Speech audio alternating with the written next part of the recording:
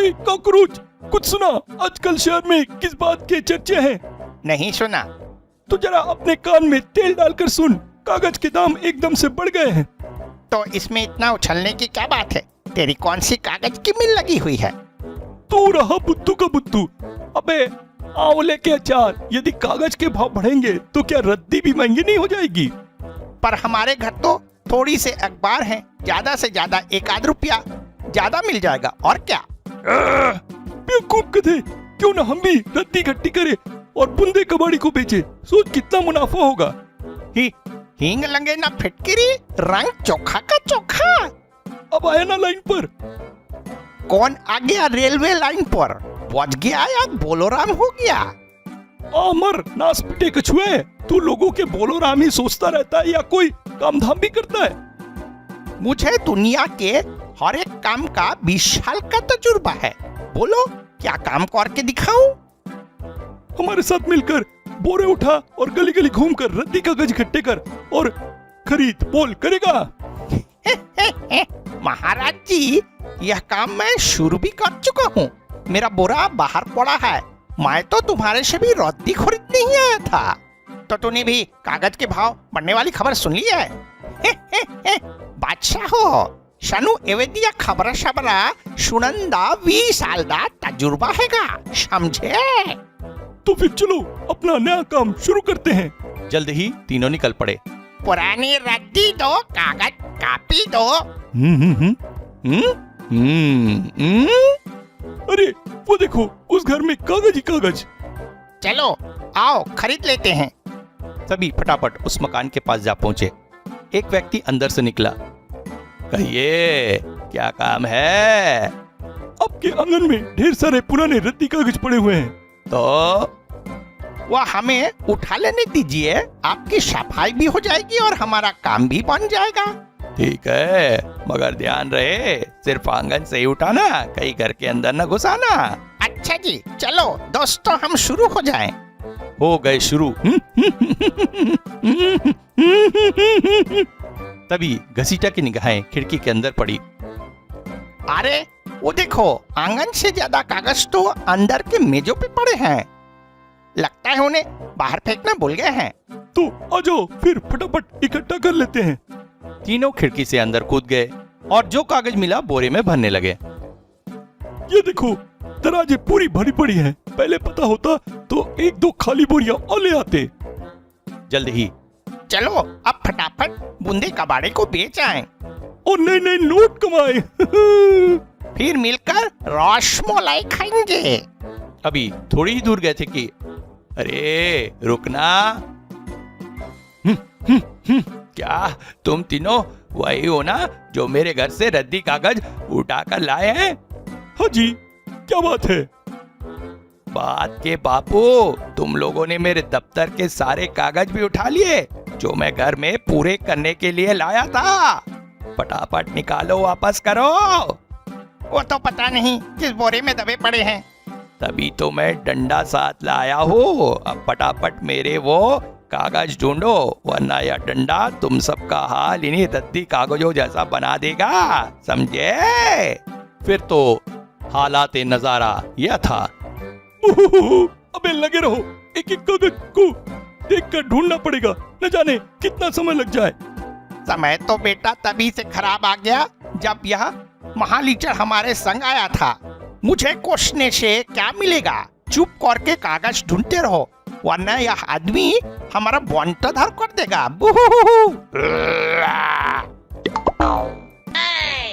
यार मोटू, परसों रात मैंने सपने में देखा मैं एक बड़े से सुंदर से बगीचे में घूम रहा हूँ। अच्छा। और पता है, कल सुबह घूमने गया तो ठीक वैसा ही बगीचा मिस्टर वर्मा की कोठी में बना हुआ था। वाह! मगर कल रात मुझे फिर से सपना आया। क्या? कल रात मैंने देखा कि बगीचे में चारों ओर कांटे ही कांटे पड़े हैं।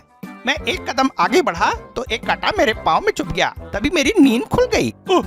तुम ऐसा करना, आज दोनों पाँव में जूते पहनकर सोना, जिससे तुम अगर अपने कदम आगे बढ़ाओ तो और कांटे न चुभे। आए। मायापुरी में चोरियां बहुत बढ़ गई थी। एक रोज अखबार में चोरियों के बारे में पढ़कर मोटू पतलू को लगा चोर किसी दिन उनके घर भी आ सकता है। हमें कुछ न कुछ करना होगा मोटे यमदूत।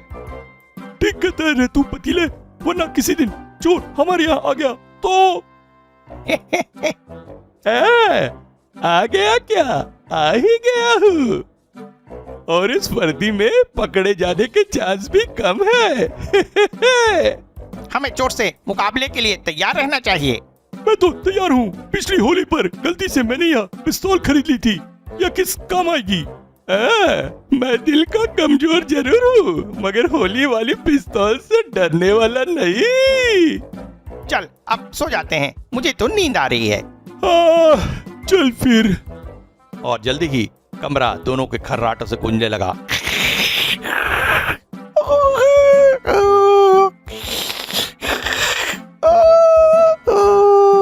लो जी, वह तो सो गए, पर यह चोर महाशय तो अब हरकत में आ गए। मुझे इसी का इंतजार था। अरे पतलू, तूने अभी कोई आवाज सुनी? हाँ सुनी तो है। लगता है कोई चोर आ गया है अपने यहाँ। चोर? मुझे तो डर लग रहा है। चोर जी अपने काम में मस्त हैं। पुलिस की वर्दी पहनकर चोरी करने में भी कई फायदे हैं। अगर कोई जाग जाए तो कह दो तुम्हारे घर में कोई चोर घुसा है, मैं उसी को पकड़ने के लिए अंदर कूदा हूँ।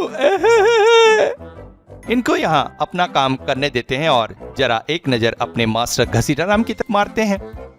कहीं चोर मेरा घर में ना आ जाए, कहीं मेरे फटे पुराने कपड़े ना चुरा ले। अपने यारों, मोटू पतलू के घर चलकर किसी को साथ ले आता हूँ, फिर डर नहीं लगेगा। सनक आखिर सनक है और डर आखिर डर है। घसीटाराम को डर लगा तो मोटू पतलू के यहाँ जाने की सनक में अपना घर लावारिस छोड़ निकल पड़े। उधर किचन में कोई है। दादा देखते हैं। तभी चोर ने भी आहट सुनी। बाप रे, कोई आ रहा है इधर। कहाँ छिपू? इस आटे के ड्रम के पीछे छिपना ठीक रहेगा। दोनों अंदर घुसे। यहाँ तो कोई नहीं दिख रहा, पर कोई था तो जरूर। इधर कोई आहट हुई थी। कहीं आटे के ड्रम में तो नहीं है। देखें। दोनों ड्रम में झांकने के लिए झुके, तभी चोर ने ड्रम को उन्हीं की ओर पलट दिया। भाग लो। मोटू पतलू आटे से सना चेहरा साफ करके कुछ देख पाते उससे पहले ही चोर जी महाराज किचन से निकल भागे। रुक जाओ, वरना गोली मार दूंगा। होली की पिस्तौल से गोली मारोगे? मारो मारो। हड़बड़ाहट में मोटू ने ट्रिगर दबा ही दिया। गोली की आवाज सुनते ही नाजुक दिल के चोर महाशय चकरगिन्नी खाकर गिर पड़े, मगर सीधे घसीटाराम के ऊपर। होली में गलती से दिवाली वाली पिस्तौल की खरीदी का कोई फायदा हुआ ही नहीं। आओ देखें। गनीमत है, गोली नहीं लगी, अब तो भाग ही लो। तभी मोटू जोर जोर से चिल्लाया, चोर चोर चोर चोर चोर। मोटू की आवाज वहां से गुजरते हवलदार टिंडामल ने सुन ली। किधर है चोर? कहाँ है चोर? ये रहा। तुम इसे पकड़ो, दूसरा भाग गया, मैं उसे पकड़ता हूँ। लीजिए पाठक गणों, असली चोर तो भाग गया। मोटू पतलू और हवलदार की आवाजें सुनकर आनन फानन में लोग भागे भागे आए। चोर चोर चोर चोर। मैं कहाँ हूँ? बड़ी मुश्किल से हाथ आया है। मारो से। बाहर बड़ा शोर है, चला देखे तो सही उस चोर को। चलो। जब तक वो बाहर आते तब तक घसीटे का फलूदा बन चुका था। मत मारो, मैं घसीटा हूँ। ये ले फिर। अरे छोड़ो इसे, या तो सचमुच अपना घसीटा है। तो फिर चोर कहाँ गया? जिस समय मोटू पतलू घर से बाहर आए, ठीक उसी समय उनके घर में क्या हो रहा है जरा यह भी देख लीजिए। मैं सब कुछ ले जाऊंगा। और जब बाहर सारा हंगामा खत्म होने के बाद मोटू पतलू घर आए तो सिवाय दीवारों के कुछ भी नहीं बचा था। लुट गए, बर्बाद हो गए, हमारा सब कुछ चोरी चला गया। चोर चोर। जो हो गया सो हो गया, अब चोर चोर मत चिल्लाओ, कहीं मोहल्ले वाले दोबारा आ गए तो मेरा बाची खुची हड्डियों का भी शूरमा बना देंगे।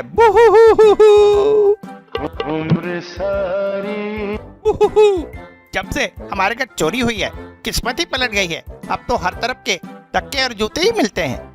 आज हमारे घर चोरी हुई है तो कल किसी दूसरे के घर भी हो सकती है। हाँ यार, हम तो लूटे सो लूटे, कम से कम बाकी मोहल्ले वालों को तो लूटने से बचाना चाहिए। जरा झटके के घर चलते हैं, शायद वहीं कोई तिकड़म भिड़ा दे। चल दिए दोनों। पहुंचकर झटका जी घर में हो या किसी मरीज के क्रियाक्रम में गए हुए हो।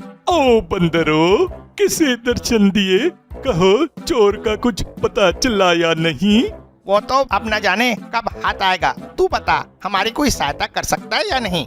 हमें कोई चौकीदार का पता ही बता दे। चौकीदार की क्या जरूरत है, मेरे पास उससे भी बढ़िया इंतजाम है। वो क्या? मेरा आविष्कार रोबोट कुत्ता। अरे वह मशीनी कुत्ता क्या करेगा भला? हमें तो चोर पकड़ने का आविष्कार चाहिए। यह रोबोट कुत्ता सब काम कर लेगा, पर यह मैं तुम्हें नहीं दूंगा। सारे मोहल्ले को इकट्ठा करो, सबकी राय होगी तो ही इसका प्रयोग करूंगा। हम अभी जाकर सभी को इकट्ठा कर लाते हैं। चलो जी। जल्द ही मोहल्ले के प्रमुख व्यक्तियों की बैठक हुई। अब तो बोलो मोटू पतलू, हम सबको क्यों बुलाया है? अब आप सब तो जानते ही हैं कि आजकल चोरियां बहुत हो रही हैं। सबसे ताजा तो हमारी घर ही हुई। यह दास्तान हम तुम्हारे मुंह से 1000 बार सुन चुके हैं। अब कोई मतलब की बात है तो बोलो। सुनो तो, हमारी मायापुरी के महानतम डॉक्टर श्री झटका जी ने एक रोबोट कुत्ता बनाया है जो हमारे मोहल्ले की रखवाली करेगा। तो मशीनी कुत्ते का क्या करे? असली कुत्ते क्या पिकनिक मनाने गए हैं? नहीं, असली कुत्ता हड्डी के लालच में चोर को छोड़ सकता है या सो सकता है, पर यह रोबोट कुत्ता ना सोएगा ना कुछ खाएगा, बस चौकीदारी करता रहेगा। बात तो तुम्हारी ठीक है, पर यह काम कैसे करेगा? इसका दायां कान दबाने से यह काम करेगा, पर भूल कर भी कोई इसका बायां कान न दबाना। अब इसे स्टार्ट भी तो करना। झटके ने रोबोट कुत्ते का दायां कान दबा दिया। कुत्ता चलने लगा।